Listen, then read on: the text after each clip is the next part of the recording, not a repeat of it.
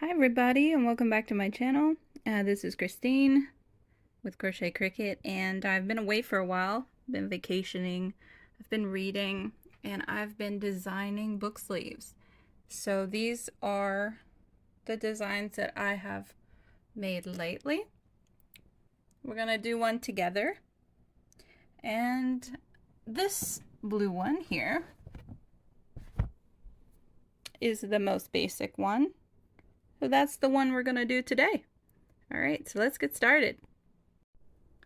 Okay, so in order to make this book sleeve, we're going to need to make 2 flat panels.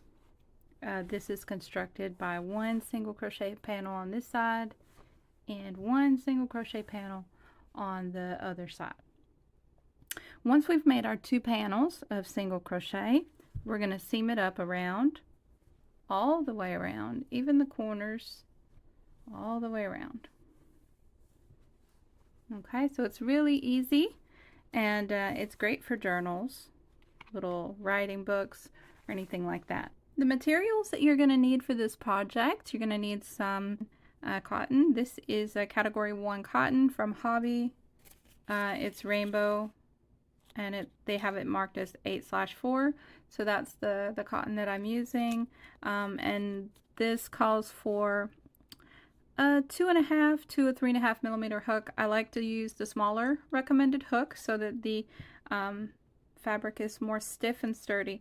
So I would, whatever yarn you have, use your cotton yarn plus a smaller hook so that the fabric is stiff, and that'll give your book sleeve a good shape. And plus you need the book that you want to make a sleeve for. So I just have this little small one here that we're going to do for this example.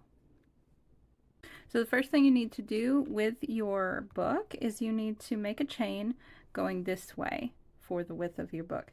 If your book is a little bit thicker, or you want to use it for more than one notebook, you're going to want to just go over the edge a little bit, right? So not just this width, but just a little bit more on each side, maybe 1 stitch or 2 at the most on each side to give you a little bit of width.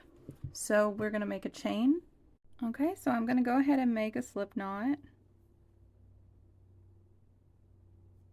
And then I'm going to chain the amount of stitches I want for my starting chain.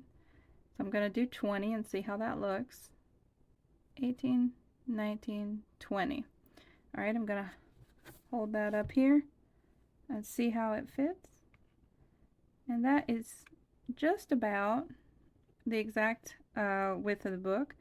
If I was doing a very narrow one, that could be fine, but I'm going to add a couple more stitches so that it's a little bit wider on the inside, so I can put maybe 2 of these in there. So you'll add a stitch or 2 just for the depth for when you sew the 2 pieces together. So I'm going to add actually 3 stitches, because that'll have me with 22 stitches, which is easy for me to remember. You're going to want to mark down that number so that you can do that on your other piece. And then you're just going to single crochet. So to single crochet, you're going to go in the second chain from the hook, insert your hook, yarn over. You have 2 loops on your hook, pull through both loops, and that's a single crochet. Again, insert your hook, yarn over. You have 2 loops, pull through both loops. Okay, now you're going to do that all the way to the end, and then I'll show you how to start row 2. Alright, so we did row 1. It looks like this. You have a row of single crochet. Your first row will always be 1 stitch less than your starting chain. So I started with 23 chains, and now I have 22 stitches. I'll count occasionally to make sure I'm keeping my 22 stitches. Okay, now when you get to the end of the row, here, you're going to chain 1, and you don't count that chain. That's just a turning chain. You're going to turn your work. You're on the back side now, and you're going to go under both loops of that last single crochet that you did from the previous row, pull up a loop, and then pull through both loops on the hook. So insert, pull up a loop, pull through both loops. And you're going to do this for the entire piece. Back and forth, back and forth. You're going to do it for as tall as you need to. So do it all the way up until you get to the very top. Now, this is the wrong side. Row 2 is on the wrong side. Row 1, that's your right side row. You're going to have a wrong side and a right side for sewing the pieces together. I can tell my right side has this nice little edging on it. That's the right side. Okay, and that first row there, you're going to want to end with a right side row. Okay, so you do all of your rows until you get to the end, and then that very last row that you do is the first row of the border that we're going to do around the piece. So make your piece and then do that last front side row and come back and we will do the border. Okay, so I've made my piece, my rectangular piece. This is what it looks like. You can see here, this is my very first row down at the bottom with these little twisties that are left from the chain that we started with. And I've done one more row on the front side so that I end on a front side row. Now, before you stop, you want to count how many rows you did, because on your second piece, you need to do the exact same number of rows. So the way that I count it is I look at these lines of bumps. They're straight lines. It's like the back of the stitch, and underneath the back of this stitch, between the other one like it, there's 2 rows here. So what I do is I count how many of those bumpy rows I have. So here I have 1, 2, 3, 4, 5, 6, 7, 8, 9, 10, 11, 12, 13, 14, 15, 16, 17, 18. And then, so that means you have 18 times 2 rows, because each one of those counts for 2. It counts for a front row and a back row, front row and a back row. And you could count it by 2s as well. So you could go 2, 4, 2, 4, 6, 8, 10, 12, 14, 16, 18, 20, 2, 4, 6, 8, 10, 12, 14, 16, 17. So that's 37 rows.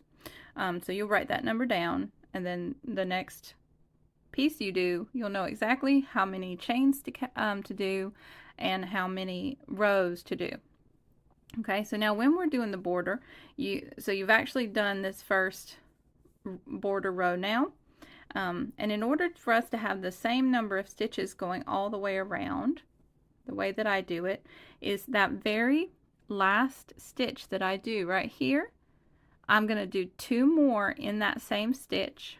That's going to turn me onto the side of the work. Now I'm going to look for that straight line of bumps again as an indicator. So I don't know, I hope you guys can see it, what I'm talking about, but this little straight line of bumps here, that's my marker for me. So I'm going to go into that stitch right next to there, and I'm going to put 2 stitches. So we'll put 2 stitches in there, and then we'll skip. It's like we're skipping a row and we're putting 2. Okay, and then you go to the next one with a bump and you put 2. And if you do it this way, you will always have exactly the same amount of stitches on both sides of your work. So skip that and go to the next bump. So we're going to do this all the way down, and then I'll meet you at the next corner. Okay, so I've done that, and you can see how it looks. I've got 2 on the end of each one of those bumpy bits there, and we're at the corner. So when you get down here back to your starting corner, you go into that very first spot where you've got that little slip knot that you started with. I kind of just pull that back out of the way and hold it back there. And then here you're going to do 3 stitches in the same space. Okay. And then you're going to turn your work. And now you're going across the bottom of that chain that you initially started with. And I just look at the little V's I have. So every time I see a stitch there, I'm putting a stitch right with that into the chain stitches that are left. So I just go right next to that stitch in that space and put a stitch, and you just stitch in there, and just make sure you have the same number of stitches here to mirror that until you get back at the other corner. So I'll meet you back at the next corner. Okay, so I'm back, and you can see how I've went across here. Now if you just want to be careful that you have the right number of stitches, remember that you had 22. So if you count the stitches between the first stitch that you do and the last stitch that you do, you'll have 20, plus you'll have 3 on the corner and 3 on the corner. So that's counting for the first one and the last one, and 20 in the middle, right? And then this very last stitch here kind of looks really wonky and funny because that was, you know, I guess it was on the first round row. I don't know why I can never say round and row, but these are rows. So in this very last one again, we're going to do 3. 1, 2, and 3. And then turn. And now we just have to do up. Sometimes I like to just lay it and flatten it out. We're going to go back up this side. And again, we're going to be looking at these lines here, the back bump of the other side. So, and we're going to do 2 again. So the first one is right here. On this side, it's like a gap that you're going into almost, but that's okay. Doing it in there will make sure that, you know, you have the right number of stitches. So we'll do 2 stitches in each one of those spaces, like that. It's starting to look like that. And I'll do the rest of the side, and I'll come back, and then we'll finish up on this piece. Okay, so I'm back now. You can see how it's looking. I'm back at the beginning. Now when you get back up here, after that last row here, you're on the end, So here you're going to want to put 2 stitches because you already have 1 stitch from starting that last row. So here we're just going to put our last 2 stitches in that same starting stitch from that row, from that last row.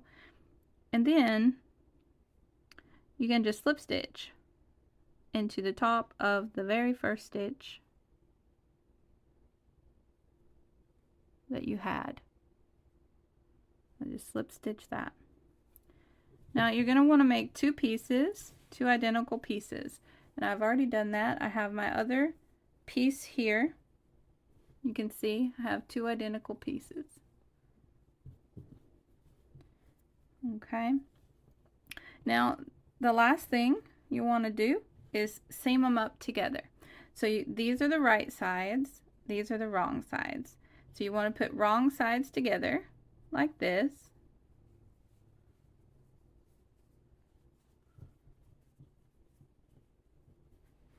Okay, and then you can seam it up in a number of different ways. Some people may not be able to do, or may not want to do, if you're a beginner, the way that I do my seaming, because it is a little bit more advanced. So what you can do if you're a beginner is you can just single crochet it together.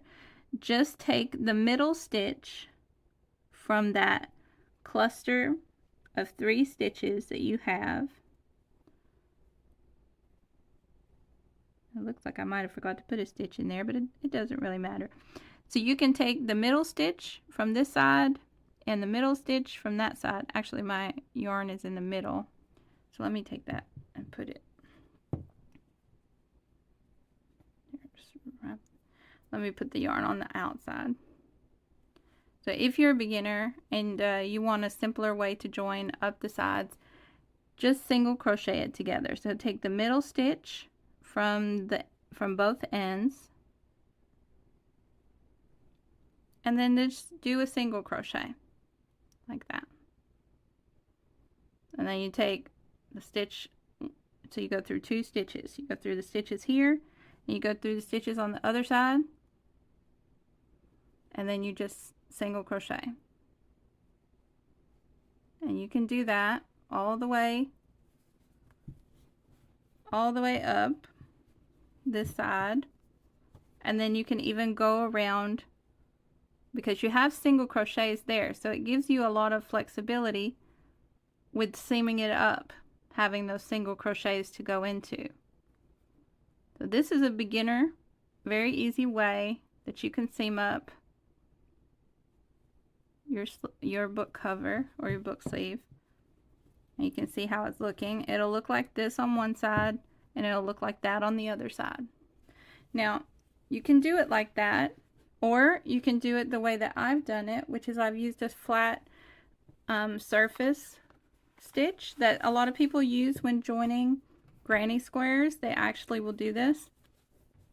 So this here is achieved by taking the inside loop from both pieces and then slip stitching all the way down as you do that. So you may want to give it a try. I'll show you that. I'm just going to pull this out right here. And so if you want to try doing the slip stitching method instead, the trick to that is keeping your yarn in between the 2 pieces. So imagine this is a sandwich, and you want to keep that working yarn in between the 2 pieces of bread. And you're going to want to pick up the inside loop on the top and the inside loop on the bottom. Okay, so and when I do this, I kind of twist my hook in a 360 degrees. I use my thumbs and I twist it. So I'm going to take this loop on this side, and I usually start with the middle loop. I leave the first one off, and then I'm going to use the pointy end of the hook to hook into that, and then I spin it around. Okay, now the working yarn's in the middle. I grab it and I pull it through all 3 of the loops. Shaking the camera. So again, let's see, can you see what I'm doing here? I'm going to grab the inside loop from the top piece. I'm going to hop over the working yarn, and then I'm going to hook into the inside loop from the other piece, and I just twist my hook all the way around in a circle. And then I pull through all 3.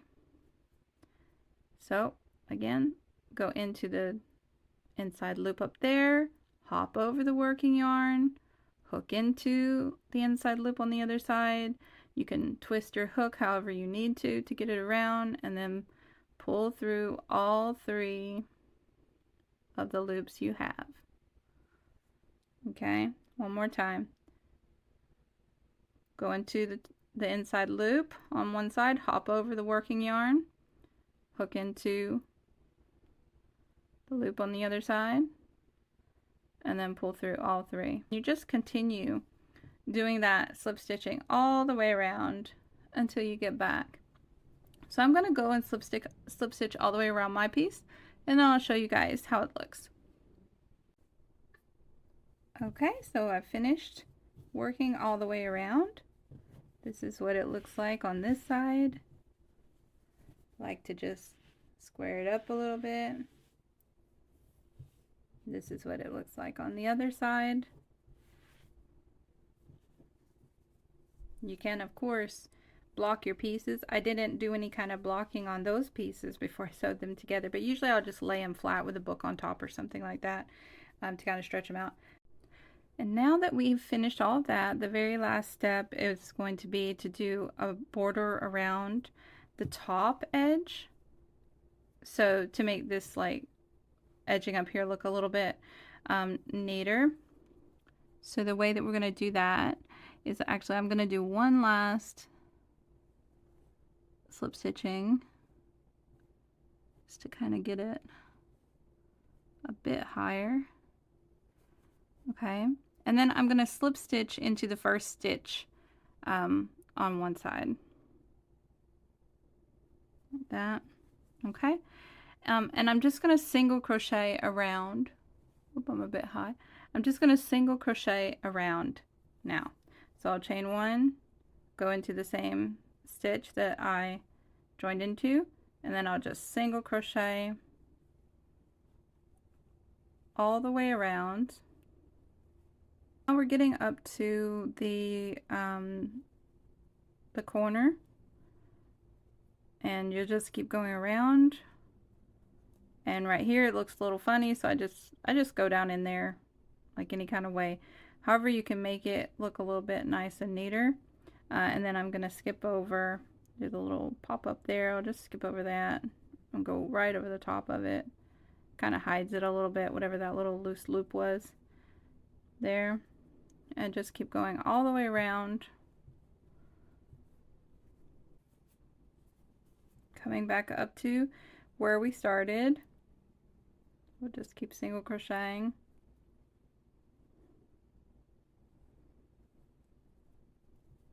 And here, maybe I'll put one more down in here. Otherwise there'll be a gap. And then I'll slip stitch into that very first stitch. Okay, so that's how it looks now with a row of single crochet. And that looks good, but what I like to do to finish mine is I like to do, if you might see this on some of my other ones, is I like to do slip stitching because it doubles up the edge and it just looks really nice. So now just continue one last time. I know you're like tired, want to be done with your project, but take that time to do that one last round of slip stitching just for a finishing look. And it kind of mirrors the slip stitching you did if you did the flat slip stitch join around like I did. It mirrors that and it makes it look very finished. Stitch all the way around. I'm coming back up to the beginning and I'll just slip stitch, you know, back into those first stitches, maybe even back into the very first stitch I started with, whatever looks best, and I'm done. So now you can see by doing that like last little bit of detail work, it makes your work look a lot more finished by doing that last row of single crochet with that slip stitching. Looks really nice on the edging. And then now we're going to test it out and we're going to see how the book fits, and it just slides right in. How about that? And I can actually put 2 of those little notebooks in there because remember I measured it out at the beginning and I put a couple of extra stitches, not too many. So I have a little space in there to put, you know, put a regular pencil in there as well. Yeah, that works. Maybe I could crochet a little protector for the top of my pencil if I was going to use it for that. So yeah. I hope you guys enjoyed this tutorial. From the beginning of the video, I showed you some other ones I've been designing. I did a moon, I did a dragon, I did the little tote bag for the book. So if you see one you like, let me know which one you like best, and I'll try to do that one next if it's popular enough.